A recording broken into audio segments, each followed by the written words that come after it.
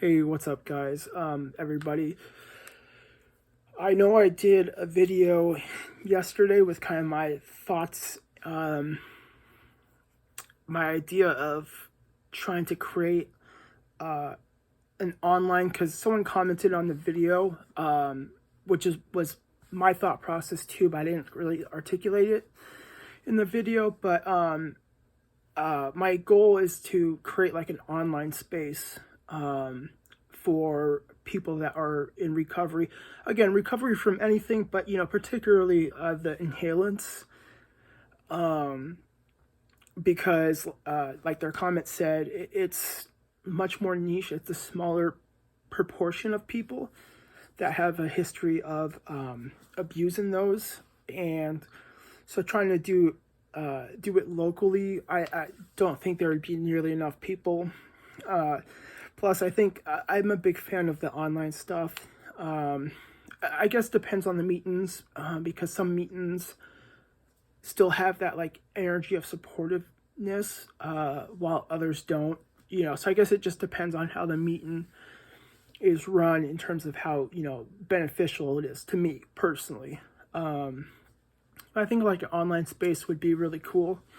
That way, anyone from across the world can participate. Like I said in the video yesterday, it doesn't have to even necessarily be people that have a history of abusing inhalants, or people that are in current active recovery. It could be for someone with a loved one that has experiences with inhalant abuse.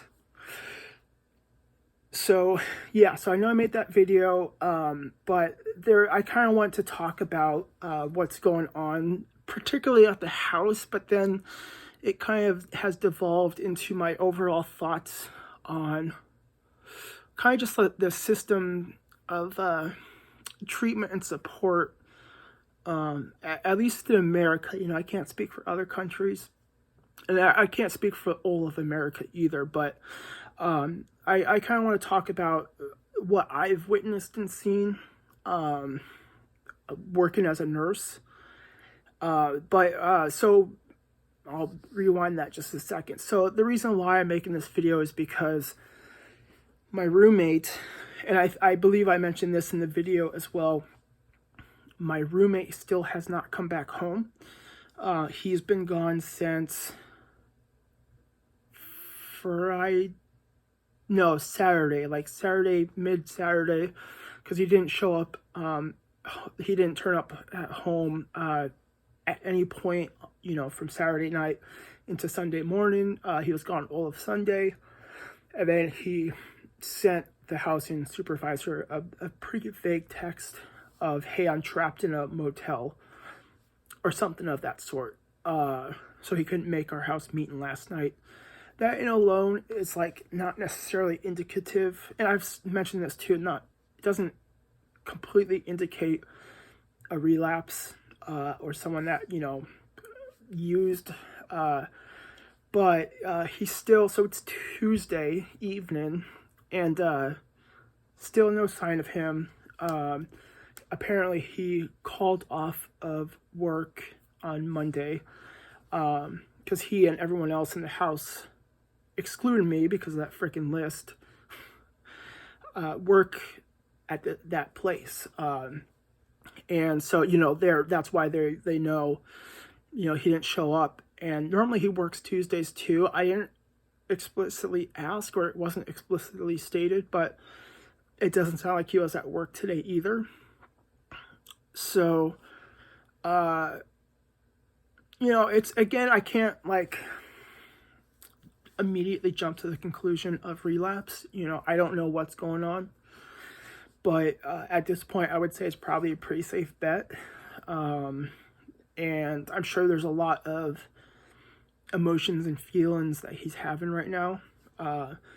Embarrassment, disappointment, shame.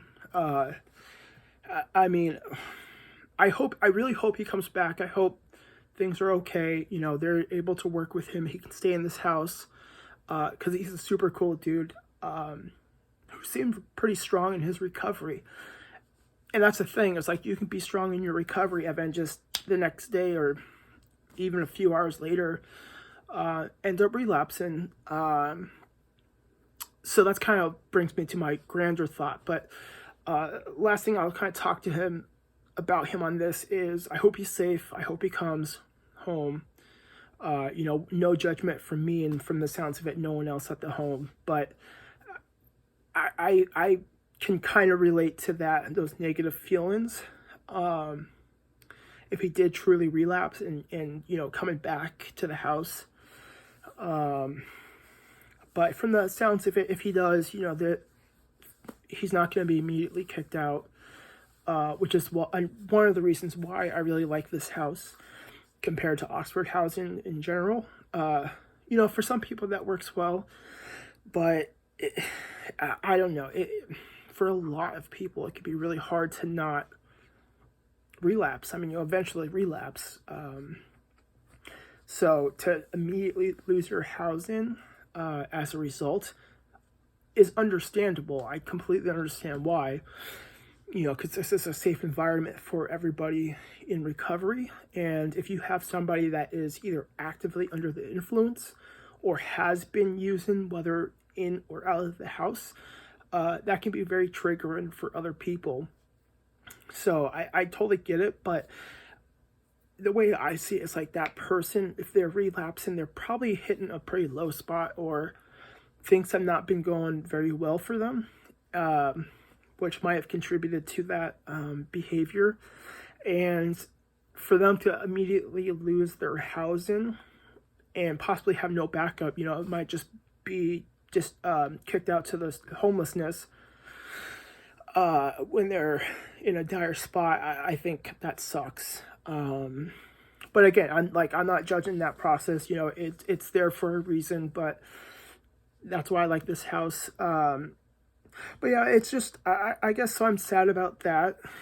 The main feeling is sadness. I really hope that he does come back home. I hope he is safe. And then brings me to the overall sadness of just,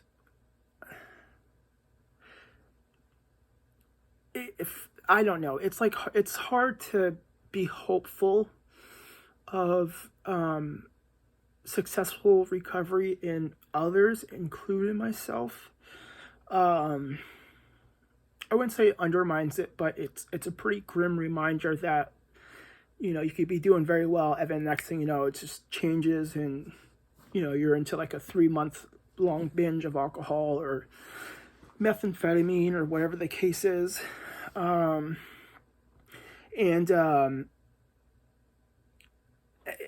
Because since I've been here for, we're going to be getting close to a full year, which blows my mind. It doesn't feel like it's been a year.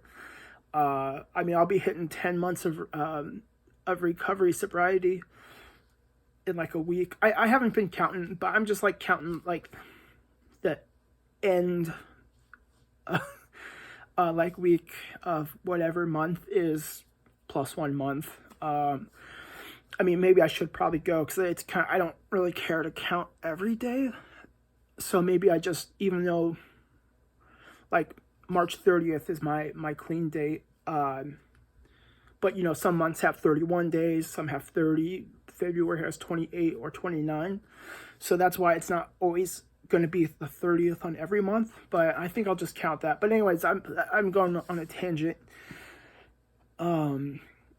So I'm very thankful for this place, and I'm thankful that my recovery has been going so well. But since I've been here, let's see. So the person that was sharing this bedroom with me before, he relapsed and got kicked out because he didn't want to. It just apparently wasn't a good fit for him, and he wanted to pursue something else, which I totally respect. And then the first new person after me relapsed a few times. They tried to work with him, but he just it was hard for him to be successful in recovery. It's not necessarily that he didn't take it seriously, but maybe there wasn't just enough motivation in his life to pursue sobriety at the time. I'm not going to speak for him, though. That's just my own conjecture. But so he left, and then the person that replaced them relapsed on, like, within the first, like, 24 or 48 hours of moving in here. And despite that, they tried to work with him too, but he wasn't having it, and he moved out / was kicked out. Another one of our housemates, he was here before I moved in, relatively recently. I don't think I've talked about it in any videos, but relatively recently, he refused a breathalyzer. So I don't know what really fully came of that, but I'm sure it's a safe bet. I mean, unfortunately, if someone refuses to UA or refuses to do a breathalyzer, it's because, most likely they're under the influence or did relapse, because otherwise there's no reason not to. If anything, it's like, yeah, I'll be more than happy to show you I'm still clean.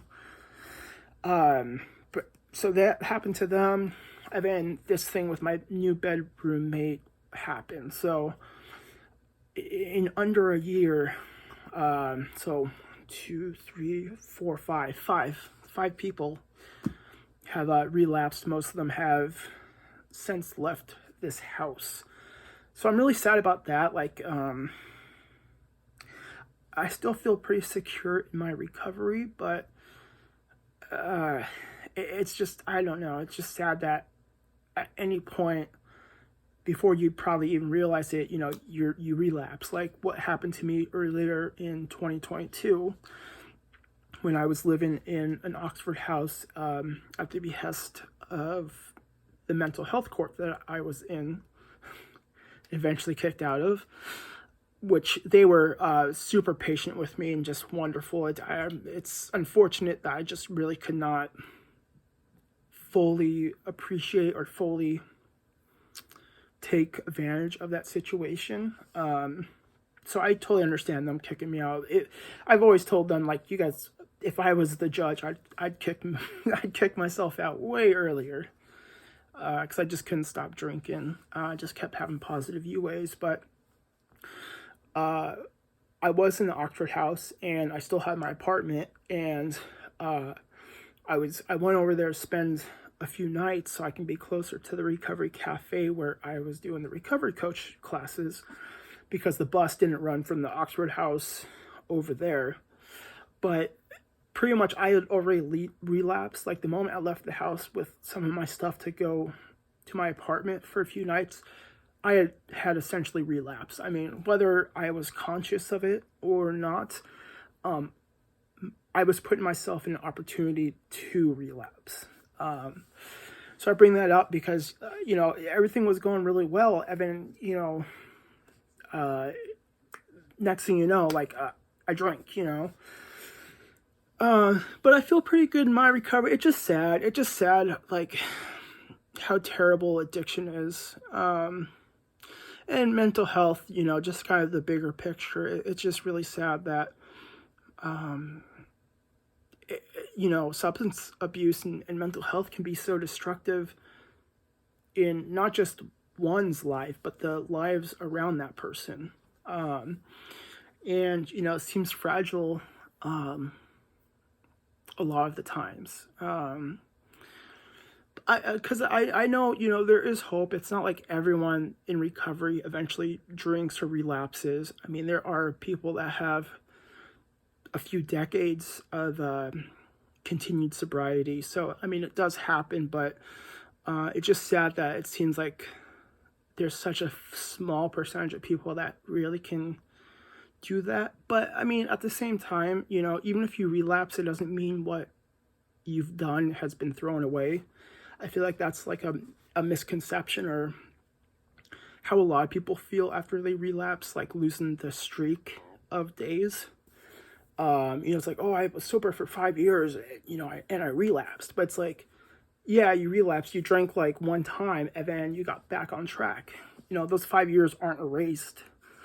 And some people do that. Some people, just dip a little bit, not even relapse, just have a lapse and then get back on track. So it's like their lives are still better than if they hadn't had tried to be sober at all.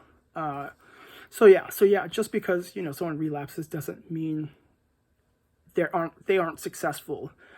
There's a lot more than just like a continuous stream of time or days of being clean, if that makes sense. So yeah, I don't know. It just sucks. I mean, people that you care about and seemed strong themselves and like were very supportive. Just had to see that happen. And then kind of tying it, like I mentioned in the first few minutes of this video, when I worked as a psychiatric nurse and also detox, the last place I worked at was a detox and psychiatric facility. And the whole system is just like so incredibly broken. That's really sad too. And I think that's one of the things that led to a lot of burnout for me as a nurse. Not great self-care, maladaptively coping with substances, and then just being part of this broken system. I mean, it's heartbreaking when somebody comes in, very psychotic. Maybe they have a diagnosis of schizophrenia, and they come in and they're just having a lot of positive symptoms, hallucinations, delusions, paranoia, or someone comes in like the detox facility and they blow, their blood alcohol is like 0.35 or something crazy high, and it's like they like are not stumbling over themselves. I mean, they've drank to the point where something that would cause blackout in a lot of people that aren't alcoholics, that's like they're fine with that. I mean, even to the point where they start detoxing, if that dips below even to 0.2 or 0.08, which is the legal limit. So they still have some alcohol in their blood and they're withdrawn. They're having alcohol detox and withdrawal symptoms by not having enough. So you see someone come in, whether mental health or substance abuse, and they're very ill. And they stay at the hospital or facility for however long. Like with detox, I'd say the average was like 5 to 7 days. Whereas with psych, it kind of depended. The unit I worked on was very acute. So there's a lot of people there that were placed on involuntary holds, like a hospital hold, which, if I remember correctly, is like 3 business days. But then if they're evaluated, they essentially have like a court, they get taken to court, and if the judge or whomever is just like, yeah, this person's a danger to themselves or a danger to others, the state I worked at those types of hospitals had, you can be committed up to 6 months. And even at the end of that 6 months, if they felt that person was still a danger to themselves or others, they can extend it to another 6 months. I don't know if that could go on indefinitely. We had one patient there who I really enjoyed working with, who presented as catatonic, and could be very combative. He was there for over a year, so, but, and then they get meds. Another thing that like sucks, which I understand, but it's hard to see, and it's really hard to do too if you're the nurse, but they get placed on a second opinion. So another physician comes in, assesses that patient. If they're like, yeah, this person needs to take meds, that person up until that point could refuse oral medications, and if they weren't an imminent danger to themselves or others, like maybe we were able to de-escalate them to where, they were able to stay safe. We couldn't give them meds. Sometimes they voluntarily took them, sometimes not. But for those that refused medication, after they got a second opinion, it was either you get the PO med, the pill, or we have to give you a shot, do an intramuscular shot. And that sucks. I mean, calling up security and like going into the patient's room with like a group of like 8-10 staff in total with the security, and then just essentially like rushing the patient, holding them down, and then giving them the shot. Which after the first few times, the patient realizes like, okay, well that sucks. I guess I'll just take the medication. And again, I know why it's like that, don't get me wrong, but that's really sad too, but kind of not the point of this video. It's just sad though that those people eventually get better, whether, like I said, it was psych or detox. They get discharged, and typically the discharge plan is atrocious. It's like, okay, well, here you go. You can stay at the shelter for like 1 week. Good luck.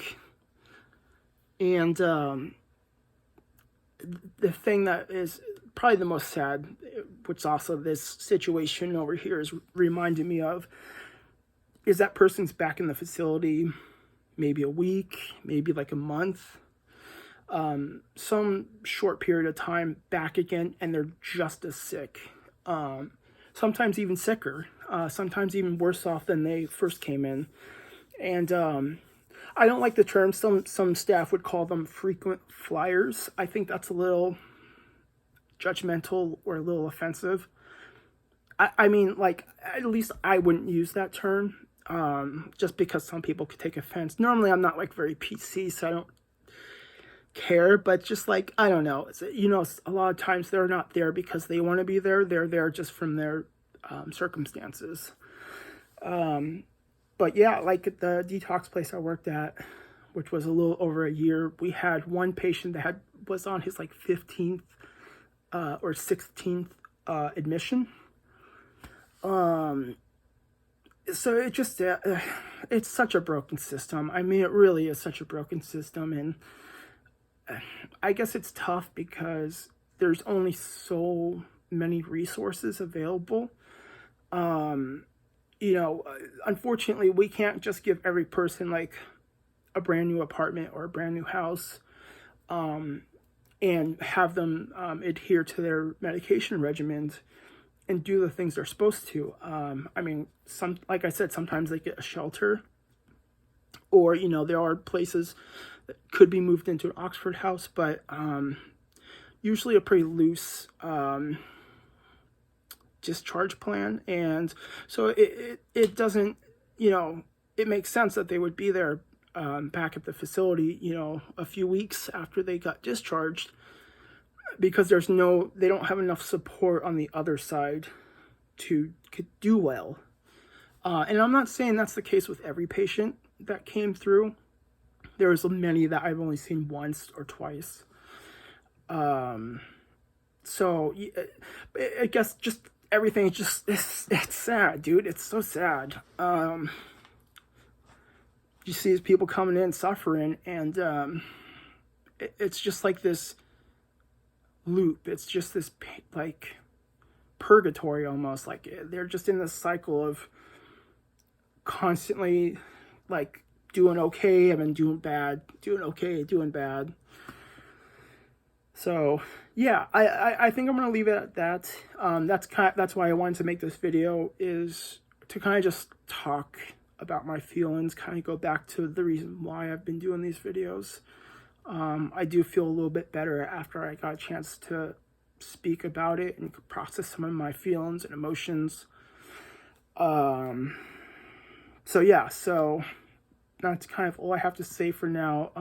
I'll try to keep you guys updated. Hopefully we get some good news with my bedroom mate. He does come back and is able to get back on track. So I'll keep you guys updated with that, and I'll keep you updated with my recovery and how I'm doing. And it was nice to kind of talk about that stuff, and that's some stuff that I would like to dive deeper into in other videos, because I don't know, there's just a lot. There's a lot I could talk about in terms of my experiences, personal experiences, like being on both sides of the counter, both as being a patient and being a staff member, and just seeing this broken system and these people fall through so many cracks. And then, of course, just all the crazy stuff I've seen, like with patients and stuff. So, yeah, that's my goal, is I would like to talk more about that stuff, but I'm going to end the video here. So, I really appreciate everyone. Thank you for watching. Thank you for the comments that, I don't remember their username, but thank you whoever commented on my inhalant recovery group. I really appreciate all sorts of criticism or feedback like that. And it's just nice to talk to people. It's just cool, hopefully these videos can help in some manner or fashion for somebody else. Or, like I've said, at the very least, provide some sort of entertainment or insight. I don't know. It's just nice to talk about it. So I'm going in a loop here, so I need to end it. So yeah, thank you guys for watching. I'll see you guys next time.